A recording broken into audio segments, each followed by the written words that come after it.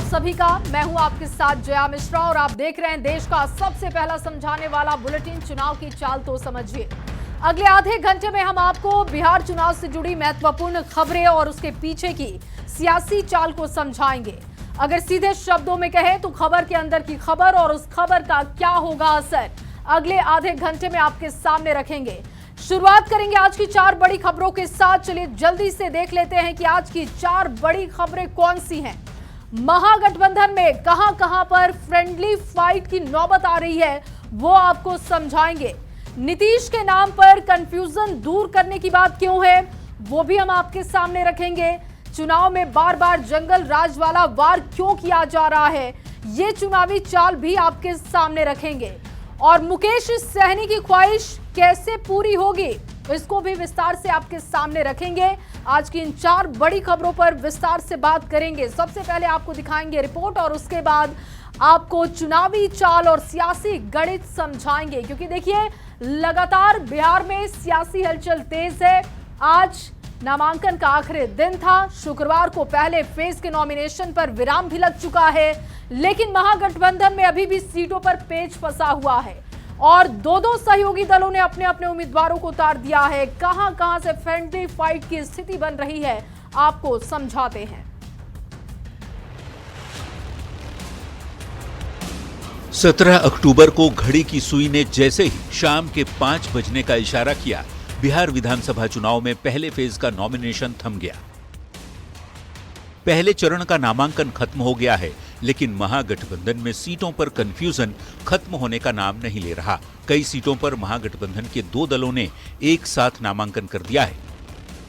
जैसे बछवाड़ा से कांग्रेस और सीपीआई दोनों के उम्मीदवारों ने नॉमिनेशन कर दिया है, तो वैशाली से आरजेडी और कांग्रेस के उम्मीदवारों ने नामांकन किया।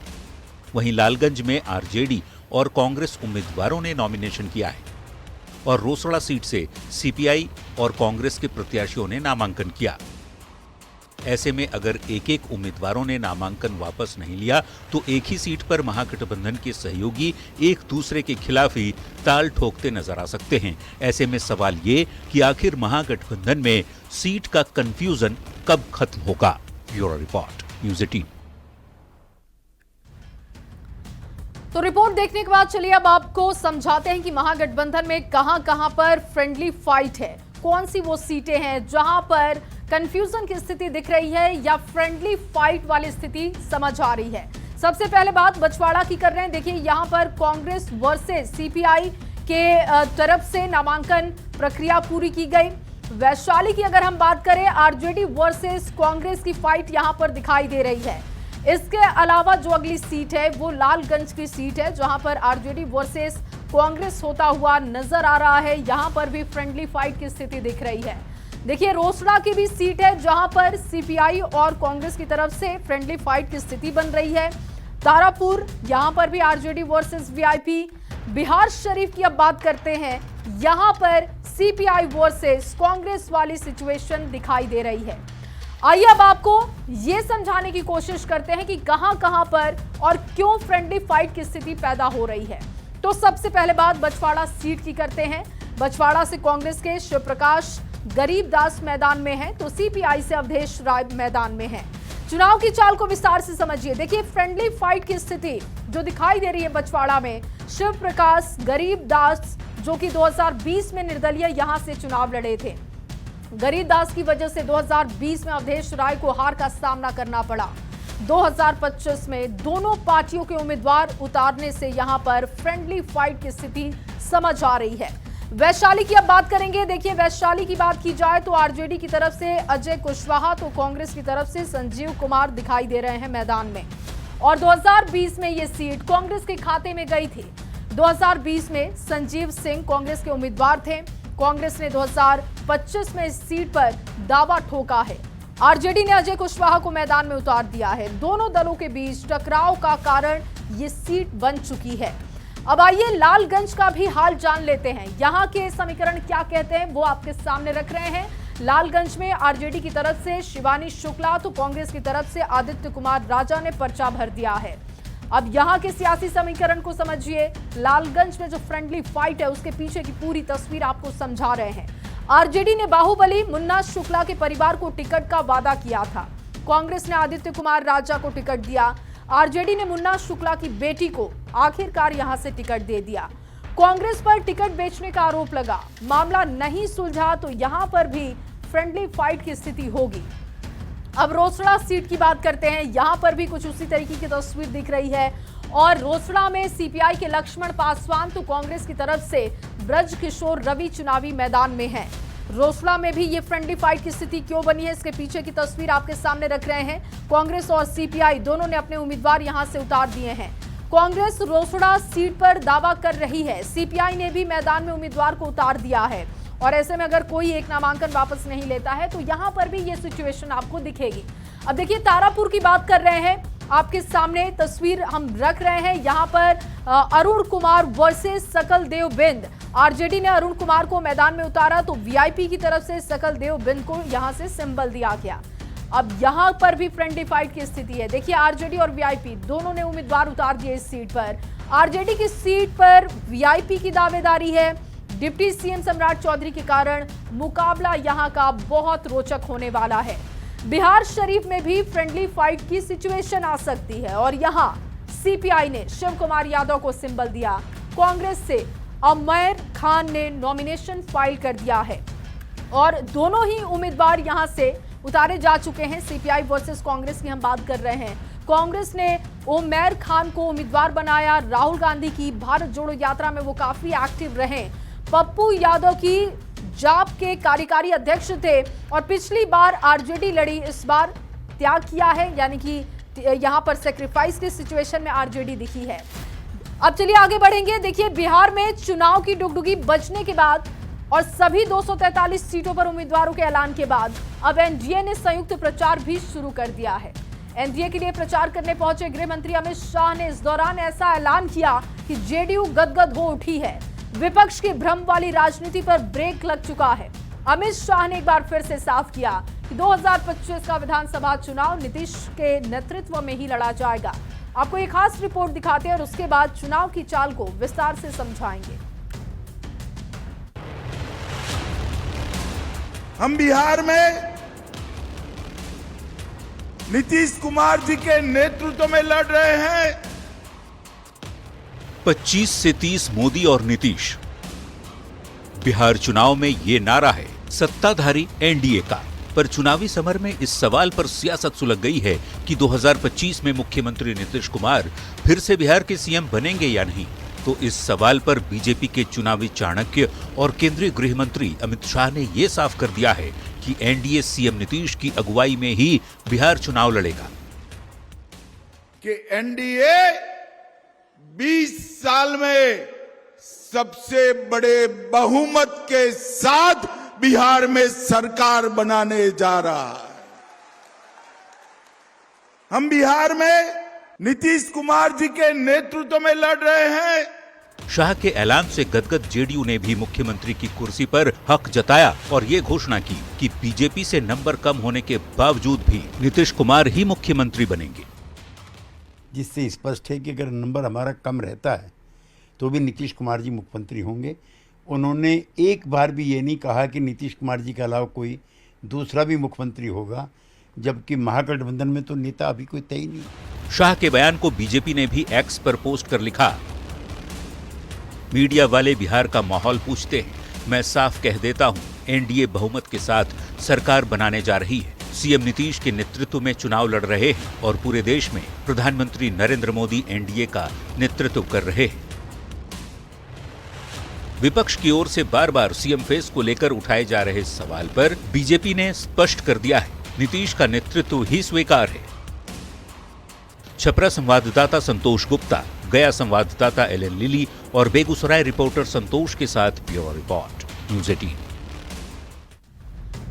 और रिपोर्ट देखने के बाद अब चलिए चुनाव की चाल तो समझिए। नीतीश के नाम पर कंफ्यूजन दूर करने की बात क्यों हुई? दरअसल केंद्रीय गृह मंत्री अमित शाह ने एक निजी न्यूज चैनल को इंटरव्यू दिया, जिसमें उन्होंने कहा कि चुनाव के बाद विधायक सीएम चुनते हैं।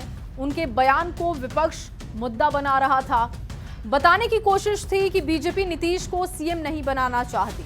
विपक्ष की मंशा जेडीयू और बीजेपी में कंफ्यूजन करने की भी थी। बीजेपी और जेडीयू दोनों ने कंफ्यूजन को दूर कर दिया है और इसीलिए एक बार फिर से अमित शाह ने अपने बयान को चुनावी सभा में रखा है। शाह के बयान को बीजेपी ने पोस्ट भी किया। मीडिया वाले बिहार का माहौल पूछते हैं तो मैं साफ कह देता हूं कि एनडीए में बहुमत के साथ सरकार बनाने जा रही है। एनडीए बहुमत के साथ सरकार बनाने जा रही है और सीएम नीतीश के नेतृत्व में चुनाव लड़ रहे हैं। पूरे देश में प्रधानमंत्री नरेंद्र मोदी एनडीए का नेतृत्व कर रहे हैं।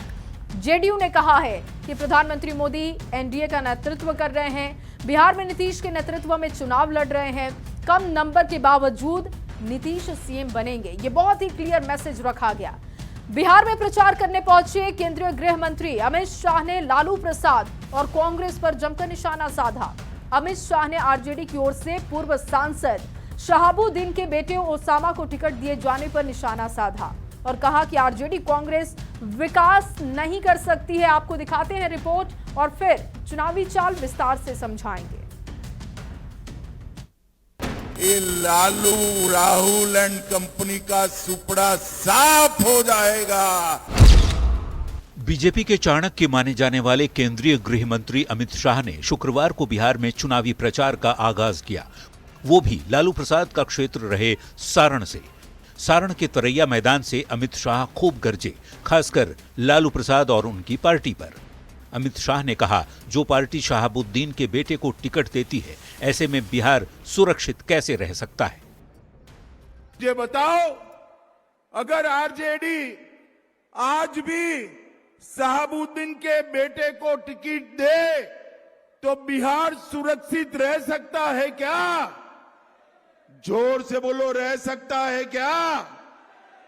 भाइयों बहनों, बिहार को सुरक्षित रखना है तो नरेंद्र मोदी जी और नीतीश कुमार की जोड़ी को फिर से लाना। अमित शाह ने कहा, लालू प्रसाद और कांग्रेस ने बिहार को गड्ढे में ढकेल दिया।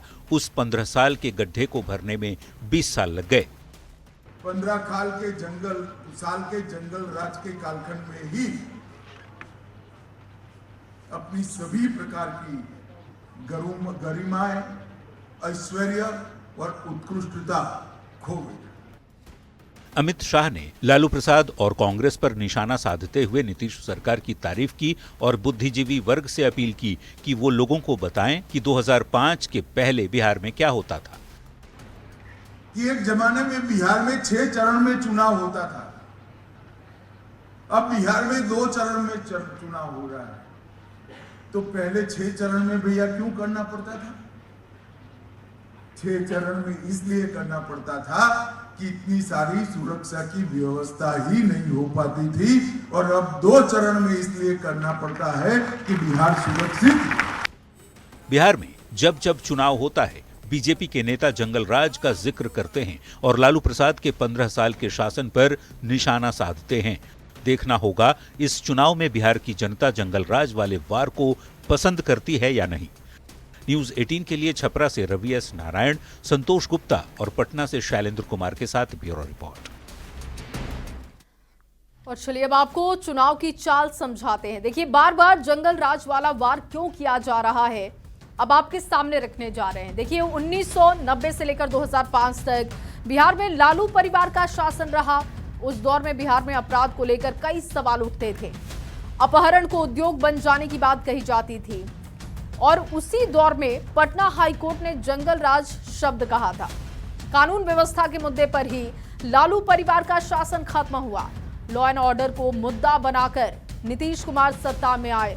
तब से लेकर अब तक एनडीए के नेता जंगल राज का जिक्र करते हैं। चुनाव में एनडीए के नेता जंगल राज की बातें खूब कहते हैं। जंगल राज के जरिए आरजेडी पर निशाना साधा जाता है। एनडीए नेता नई पीढ़ी को जंगल राज की कहानी सुनाते हैं। आरजेडी की सरकार बनी तो पुराना दौर लौट आएगा, ये एनडीए की तरफ से बार बार कहा जा रहा है। लोगों को पुराना दौर याद कराकर वोट लेने की कोशिश भी की जा रही है नेताओं की तरफ से। एनडीए में समय के साथ साथ लगभग सारे कंफ्यूजन खत्म हो गए हैं। उधर महागठबंधन की बात करें तो कंफ्यूजन की स्थिति ही दिखाई दे रही है। अब तक महागठबंधन का चेहरा साफ नहीं हो पाया है।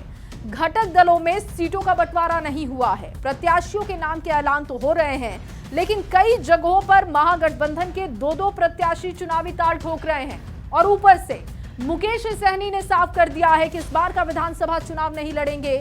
उनकी जगह गौड़ा बौराम सीट से उनके भाई संतोष सहनी प्रत्याशी बनाए गए हैं।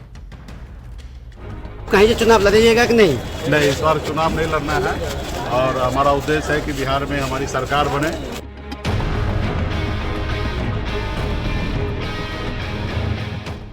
बिहार में विधानसभा चुनाव को लेकर सत्ताधारी गठबंधन एनडीए ने सीटों का बंटवारा कर लिया और सभी 243 उम्मीदवारों का ऐलान किया। लेकिन विपक्षी खेमे यानी महागठबंधन में सीट बंटवारे की तस्वीर अभी भी धुंधली है। हालांकि विकासशील इंसान पार्टी के संस्थापक और बिहार सरकार में मंत्री रह चुके मुकेश सहनी ने ये साफ कर दिया है कि विधानसभा का चुनाव वे नहीं लड़ेंगे।